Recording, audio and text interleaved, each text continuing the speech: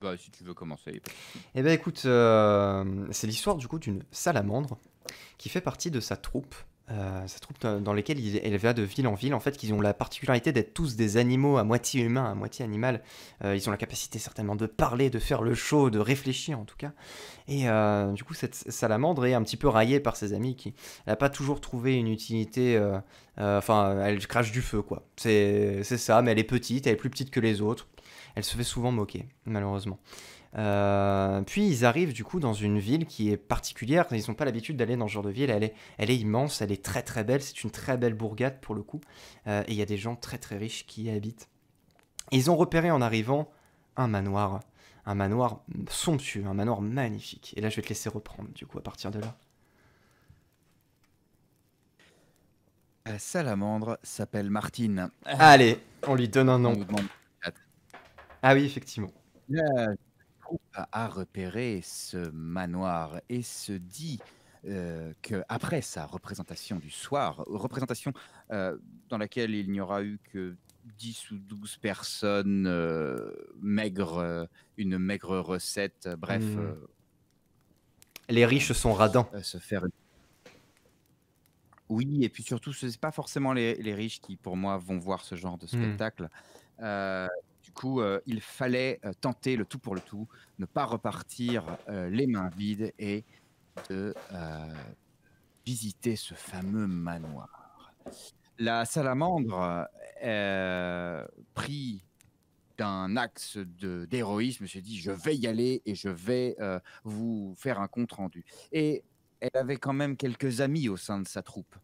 Un homme Hmm. poulpe qui s'appelle Thierry, décide de l'accompagner, pendant que Roger, un homme tigre, se dit: «Je vous protégerai». C'est beau. Ils mettent, au courant le reste de la troupe et leur monsieur loyal leur dit: «Ça va pas passer les gars, mais au cas où, on se donne rendez-vous à 1 heure». Très Hmm. bien. Rendez-vous était pris. Maintenant, il n'y avait plus qu'à visiter la maison. Ok. Tu me laisses la main, très bien. Eh bien écoute, il est 23 heures, ça leur laisse 2 bonnes heures pour aller faire cette petite visite. Ils montent tous ensemble, tant bien que mal, par le toit. L'homme poulpe... alors non, pardon, j'ai oublié un petit détail. C'est que l'homme poulpe est fier et se prend le lead du groupe, comme si c'était un peu son idée. Parce qu'ils sont amis, mais quand même, c'est la salamandre, elle est plus petite. Et du coup, fièrement, ils disent, allez, on monte tous sur le toit, on va tous entrer par la cheminée, ça va être bien. Et comme ça, on va faire le casse assez rapidement. Ils arrivent et puis ils se penchent au-dessus de la cheminée et il y a un feu de cheminée. Manque de bol, la fumée commence à les prendre et tout ça.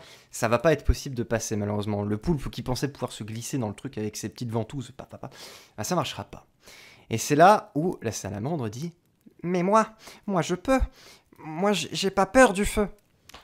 Ouais, mais écoute, Martine, t'es bien mignonne, mais enfin, ouais, t'es toute petite, tu vas te faire tuer, quoi. Non, non, y a pas de souci, je vais y aller, c'est mon moment, c'est mon acte. Ok, donc les deux autres descendent, et puis la salamandre commence à se glisser, hop, dans la cheminée, et puis descend dans la cheminée sans trop de problèmes, elle a pas peur de la chaleur. Elle finit par descendre, elle arrive dans le hall, elle fait, enfin dans le hall, dans le salon, pardon, elle fait un petit tour, une petite visite, et a priori, il y a un feu de cheminée, mais il n'y a personne. Gros coup de chance, ils ont laissé juste le feu de cheminée. Pourquoi pas, hein. Euh, et... Très dangereux. De quoi?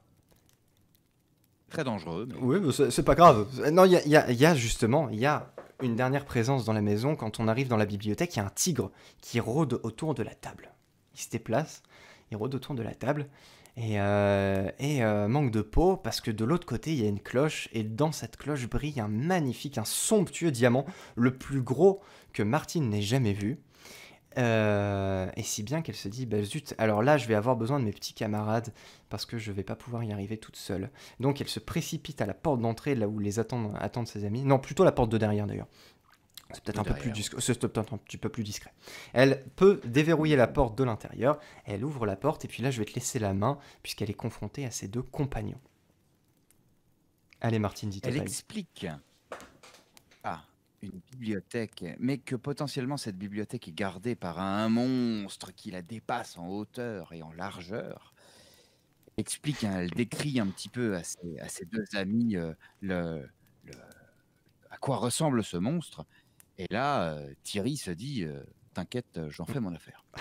T'inquiète, je gère. Pendant ce temps, il se cache derrière les canapés et je suis plus sûr. Thierry, c'est le poulpe ou c'est, je sais plus ce que Alors, j'ai dit? Thierry, je crois que c'est le poulpe. Très bien et bah, c'est Roger, le tigre. c'est Roger. Je vais noter Roger parce que sinon je vais pas me tromper. Mhm. Roger, le mécanique, se dit: «Je m'occupe du minou».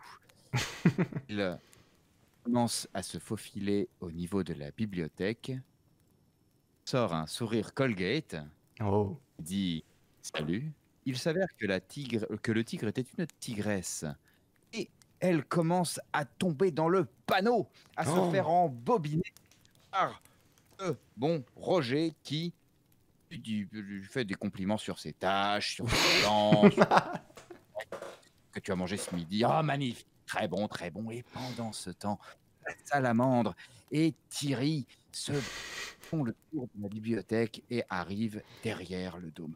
À aucun moment, dites-vous bien, à aucun moment, la tigresse qui était là pour protéger le diamant ne s'est dit: «Mais que fait cet énergumène dans mon salon?» C'est là qu'on voit que l'amour rend aveugle. C'est C'est quand ça. même incroyable. Là, notre ami Harry prend ses petites ventouses et Alors attends, délicatement je fais le bruitage de la ventouse. Voilà. lève délicatement le dôme. Le diamant brille. C'est le reflet de la lune envoie une multitude de lumières un petit peu partout. Et là, Martine se dit: «On a un problème. Si jamais on se fait prendre, je ne sais pas comment faire pour, heu, récupérer le diamant parce que toi, c'est pas possible. Lui, il est occupé avec la tigresse. Comment va-t-on faire?» Là, le cliffhanger premier, c'est que on va l'appeler Antoine. C'est même pas Antoine, c'est, une femme plutôt, c'est mieux. Ça, il y a une parité. Hem, Georgette. Georgette, qui avait suivi le convoi, barque en disant: «Je suis une femme kangourou, Ah je oui, c'est peux vrai. cacher le Il manquait la femme kangourou. diamant», hein, et la, la tigresse est toujours occupée. Je te donne la suite. Alors, je vais juste répondre à Totime rapidement. On s'y croirait, l'immersion est totale. Lolo fait plus de bruitage. Et j'adorerais faire des bruitages. J'en ai plein qui me viennent en tête. Mais le problème, c'est que quand je parle, ça coupe le micro. Je pense que c'est un mauvais réglage sur Discord. Et du coup, ça coupe ton micro. Donc, ce serait très dommage que mes bruitages cassent notre immersion. Bon. Du coup, bah, la kangourou arrive. Notre tigresse, toujours complètement séduite par Roger, hein. Là, on imagine qu'elle passe sa petite griffe dans son oreille de tigresse. Tu sais, elle fait rouler un petit peu son truc. Je me demande juste quel genre de compliment on peut faire sur les tâches. Genre, t'as de très belles tâches. Vous avez de très belles tâches, ma chère. Elles sont longues, elles sont droites, elles sont pures. J- Tu as vu les aristochats, il est possible de faire des compliments à un chat, quoi. Donc, Bien sûr. concrètement, c'est la même chose. Donc, Loremlo, regarde si tu n'as pas mis la voix en prioritaire. Certainement, mais là, du coup, je vais pas trafiquer les réglages maintenant. On fera des bruitages un autre jour, hein, tant pis. Mais du coup, donc pendant ce temps-là, pendant qu'elle est subjuguée par la vision de ce beau tigre, en catiménie, le kangourou, le poulpe et Martine commencent à s'en aller tranquillement de la bibliothèque. À ce moment-là, la tigresse tourne la tête et au moment où elle allait apercevoir nos 3 compères qui sont en train de prendre la fuite, Roger lui saisit le menton et l'embrasse très très fort pour essayer de réattirer son attention. Alors là, il se précipite, il profite que là, l'attention est totalement accaparée. Et ils s'en vont. Quand soudainement le tigre il dit: Écoutez, votre présence est fort appréciable, mais j'ai beaucoup à faire. Je suis un tigre très occupé. Et puis du coup, il s'éloigne et hop, il s'en va en courant aussi. Il va suivre ses compères, laissant la tigresse complètement frustrée. Frustrée, faut le dire. Hein. Elle imaginait sans doute plus, mais tant pis pour elle. Et pendant qu'elle pousse un cri de rage, s'étant rendu compte peut-être quelques minutes plus tard que le diamant a disparu, nos compères sont déjà dans la rue, un peu paniqués, quand tout au loin, soudain, une lumière, la lumière d'une calèche, commence à les éclairer de plein phare. Là, ils sont apeurés, et je vais te laisser conclure peut-être cette histoire. Il y a le tigre qui a crié derrière d'ailleurs. Faut faire attention à ça. Exactement. Le tigre, mais avant, ils prennent le soin de fermer la porte et de bloquer la porte. Le tigre est enfermé Ah ouais, dans son manoir bien joué. et il hurle. Elle est prête à casser les fenêtres. Voilà, nos faussaires partent dans la rue et en effet se retrouvent devant ce faisceau lumineux qui se rapproche, qui se rapproche. Et là, la musique, les violons, les gros plans sur les visages, ils ont la goutte au front et en fait, ils se rendent compte qu'il est 1 heure du matin. Ah ouais. Et là, Ça a pris 2 heures tout ce l'heure, bordel. probablement. Il fallait discuter quoi un peu. Ouais, c'est ça.